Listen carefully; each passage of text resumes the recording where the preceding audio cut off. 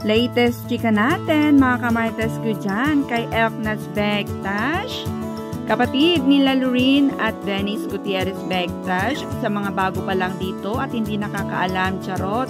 Eto nga at nililibot na niya ang mundo talaga. Itong nakikita nyo ngayon na ito ay mga ganap niya sa Riyadh. OMG! Parang Philippines na lang ang hindi pa niya napupuntahan, charot. Kaya naman inaabangan ng mga marites yan kung kailan yan mangyayari. At napakaganda nga naman ang kanyang trabaho bilang isang art collector, art advisor. Basta it's all about art kasi nga napupuntahan na niya lahat.